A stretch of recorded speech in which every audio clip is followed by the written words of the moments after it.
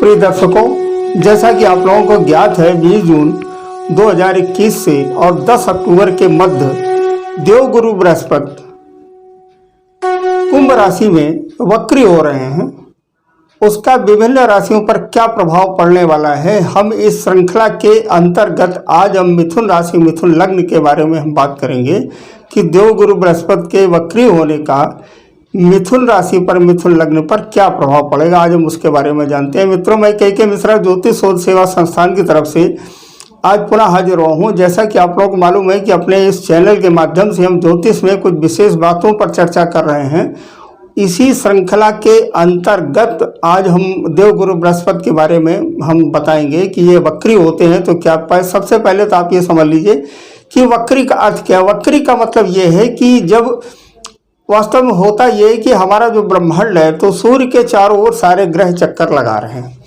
तो जो पृथ्वी से अंदर के ग्रह हैं इन्हें आंतरिक ग्रह, पृथ्वी से बाहर के ग्रह को इन्हें हम वाह ग्रह बोलते हैं। तो जो ग्रह सूर्य से जितनी ज़्यादा दूरी पर होता है तो उसका जो चक्रण है, उसका जो चक्र माने घूमने का जो घेरा है, परिधि है, वो बहुत ज़्यादा होती है। तो जब कोई ग्रह वक्री होता है तो इसका मतलब ये नहीं कि वो पीछे चलने लगता है, वो पीछे नहीं जो चलने लगता है। होता ये है कि जिस स्थान पर, जिस अक्षांश और देशांतर रेखा पर हम कैलकुलेट करते हैं या जिस राशि में हम कैलकुलेट करते हैं, जैसे इसमें हम कुंभ राशि पर कैलकुलेट कर रहे हैं तो कुंभ राशि में गुरु जो है वो पीछे रह गए, पृथ्वी के चक्रण से वो पीछे माने पीछे के भाव का फल करने लगे। तो आज हम इसके बारे में चर्चा करेंगे। मित्रों, हम बात करते हैं आज मिथुन लग्न की। अगर आप लोगों को अपनी राशि ना मालूम हो, दरअसल लग्न से और चंद्र लग्न से, चंद्र लग्न का मतलब ये है कि राशि से जो भी परिवर्तन, ग्रहों के गोचर के परिवर्तन होते हैं वो अस्थायी होते हैं, और जो लग्न से परिवर्तन होते हैं वो परमानेंट और स्थायी परिवर्तन होते हैं। व्यक्ति के जीवन में 3 ग्रह स्थायी परिवर्तन लाते हैं, जिनमें से आपका शनि, राहु और गुरु। शनि का जो चक्रण है वो 30 वर्ष का होता है, माने ये एक राशि में 2.5 वर्ष रहता है। 12 भाव है हमारे, 12 खाने हैं, तो इसका मतलब ये एक भाव में 30 वर्ष रहता है। तो इस तरह से ये 2.5 वर्ष रहता, माफ कीजिएगा। तो ये पूरा चक्कर माने पूरी कुंडली में व्यक्ति के जीवन काल में शनि कम से कम 2 बार चक्र घूम करके चक्र में आता है। राहु का चक्र 1.5 वर्ष का होता है, लगभग 18 महीने ये एक राशि में रहता है। और गुरु का जो चक्रण है वो 1 वर्ष का होता है, इसलिए 12 वर्ष में कुंभ पड़ता है। अब बात करते हैं कि मिथुन लग्न का। मिथुन लग्न का स्वामी गुरु है। जैसा आज हम फिर से जो है बता देते हैं कि अपने इस लग्न चक्र की कुंडली से किस भाव से हम क्या देखते हैं। जब ये बात स्पष्ट हो जाए, हालांकि हम अपने हर एपिसोड में, हर वीडियो में ये बताते चले आ रहे हैं कि इस लग्न चक्र से आप लोग क्या देखते हैं। जैसे ये हमारा लग्न है, इस लग्न से हम शारीरिक गठन, लंबाई, चौड़ाई, कद काठी इत्यादि देखते हैं। लग्न से जो दूसरा स्थान है ये वाणी स्थान होता है, ये घर परिवार का भी स्थान होता है। यहाँ से हम धन की स्थिति भी देखते हैं और वाणी भी देखते हैं। तीसरा स्थान पराक्रम का होता है। पराक्रम का मतलब ये नहीं है कि कार्य करने की जो क्षमता होती है वो हम तीसरे स्थान से, और छोटे भाई बहनों को भी देखते हैं। चौथे स्थान से हम माता को देखते हैं और भूमि, भवन और वाहन को भी देखते हैं। ये स्थान जनता का भी स्थान होता है। और 5वें स्थान से हम संतान को देखते हैं और प्रेम को भी देखते हैं। 6वें स्थान से रोग, ऋण और शत्रुओं को देखते हैं, साथ में परिश्रम भी देखते हैं। 7वें स्थान से पत्नी को देखते हैं और यहाँ से साझीदार भी देखते हैं, पार्टनर भी देखते हैं, माने जीवन में पत्नी पार्टनर, और व्यापार में हमारा पार्टनर। 8वें स्थान से हम आयु देखते हैं, 9वें स्थान से भाग्य देखते हैं, 10वें स्थान से कर्म और 11वें स्थान से लाभ और बड़े भाई को देखते हैं, 12वें स्थान से हम परलोक और व्यय देखते हैं।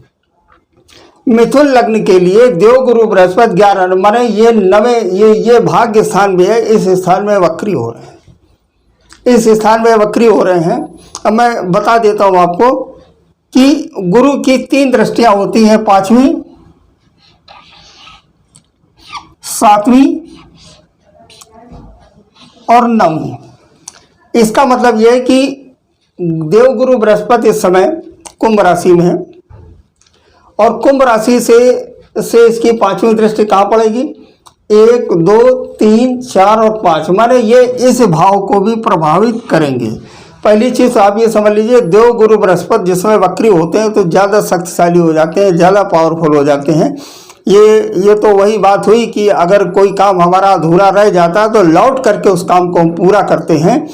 ये इसलिए वक्री ग्रह ज़्यादा शक्तिशाली, ज़्यादा पावरफुल हो जाते हैं और विशेषतः ये 3 भावों का फल करने लगते हैं। माने ये जिस भाव में वक्री होते हैं उसका और उसके बाद वाले भाव का भी फल देने लगते हैं। तो लिहाजा यहाँ पर गुरु वक्री हुए, ये भाग का स्थान है, तो यहाँ से भाग्य वृद्धि हुई और जब व्यक्ति की भाग्य वृद्धि होती है तो उसकी उन्नति होती है।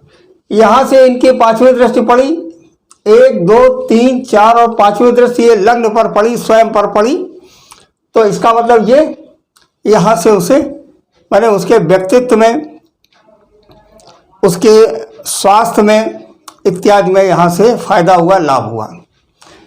अब यहाँ से इसकी 7वीं दृष्टि 5, 6, 7 ही 7वीं दृष्टि इस पराक्रम के स्थान में पड़ी, छोटे भाई बहनों के स्थान में पड़ी। इसका मतलब ये है कि उसके कार्य करने की क्षमता, माने वो जो जिस गति से जो कार्य कर रहा है वो कार्य करने की यहाँ से उसकी क्षमता बढ़ी। अगर छोटे भाई बहनों से उसके संबंध अच्छे नहीं हैं तो यहाँ से संबंध मधुर होने की संभावना है। मधुर ये भाव छोटी मोटी यात्राओं का भी देखा जाता है। अगर व्यापार में आपकी छोटी मोटी यात्राएं भी अगर संभावित हैं तो यहाँ से छोटी मोटी यात्राएं भी होगी, माने देश के अंदर की यात्राएं। ये इसकी 7वीं दृष्टि हो गई, ये 8वीं और ये 9वीं दृष्टि होगी। ये जो 9वीं दृष्टि है ये संतान की है। तो लिहाजा यहाँ पर गुरु अगर वक्री हो रहे हैं तो संतान को भी फायदा है। और ये स्थान प्रेम का भी स्थान है। प्रेम से मतलब जिन लोगों का प्रेम विवाह में जो अड़चनें आ रही हैं, जिन लोगों का विवाह नहीं हुआ है या विवाह होने के बाद पति पत्नी में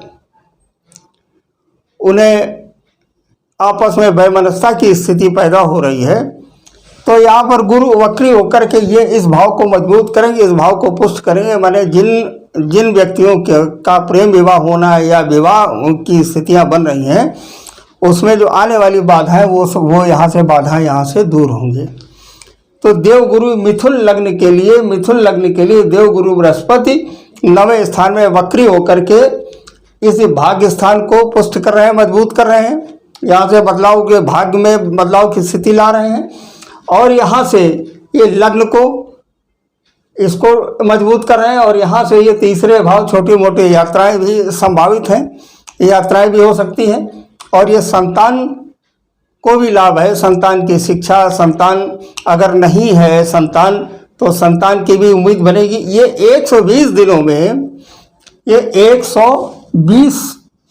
में देवगुरु बृहस्पति मिथुन लग्न वालों के लिए लाभकारी होंगे।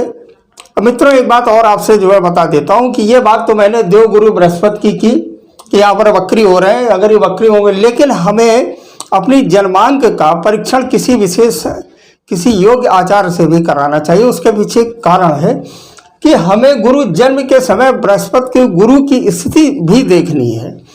अब जैसे ये मिथुन लग्न वालों के लिए गुरु 7वें स्थान का स्वामी है और 10वें स्थान का स्वामी है। अगर इन दोनों भाव का स्वामी अगर 6, 8वें या अगर 12वें हो तो इसका मतलब गुरु पावर में कमजोर होगा, पावर में शक्तिहीन होगा। वक्री होने के बाद हो सकता है उसका फल कुछ कम मिले। तो आप लोगों से हमारा यही एक निवेदन है कि किसी योग्य आचार्य के माध्यम से आप गुरु की जन्म के समय गुरु की स्थिति देखें। स्थिति देखने के बाद ही फलित को देखें, गुरु की डिग्री देखें कि गुरु ये 9वें स्थान में है कि 8वें में, अगर 6, 8वें, 12वें बृहस्पति है या ये स्वराशि होकर के केंद्र में है तो ये बहुत अच्छा फल देगा देगा। मित्रों, एक बात आपसे और जो है बता देना जो है चाहता हूँ कि हमारे इस चैनल को लाइक, शेयर और सब्सक्राइब करें, ताकि आपके साथ साथ अन्य लोगों को भी फ़ायदा हो। दूसरी चीज़ ये है कि अगर आप लोग अपनी जन्मांक का विश्लेषण अगर करवाना चाह रहे हैं तो हमारे चैनल के कमेंट बॉक्स पर आप अपनी जन्म तिथि, जन्म समय और जन्म स्थान और एक संभावित प्रश्न अगर आप भेजेंगे तो हमारे कार्यक्रम में प्रश्नोत्तर कार्यक्रम उसमें हम आपकी जन्मांक को शामिल करेंगे और बताएंगे। वैसे भी अगर आप व्यक्तिगत रूप से कुंडली अगर आप बनवाना चाहते हैं, जैसे लाल किताब पर कुंडली का हमने प्रारंभ किया है, लाल किताब पर अगर आप लोग कुंडली बनवाना चाहते हैं तो हमारे चैनल पर दिए गए नंबरों पर, हमारी वेबसाइट पर, हमारी मेल आईडी पर व्यक्तिगत रूप से संपर्क कर सकते हैं, या हमारे किसी वीडियो के कमेंट बॉक्स पर आप अपनी सूचना हमें दे सकते हैं। हम आपसे संपर्क करेंगे। संपर्क करके हम आपकी कुंडली का विश्लेषण, कुंडली का परीक्षण, कुंडली का बनाना और आपकी समस्या का समाधान, और इसके साथ साथ में अगर आप लाल किताब से कुंडली अगर आप बनवाना चाहते हैं तो हम आपके लिए उसके लिए हम आपकी मदद करेंगे, हम आपकी हेल्प करेंगे। धन्यवाद, नमस्कार, जय श्री राम।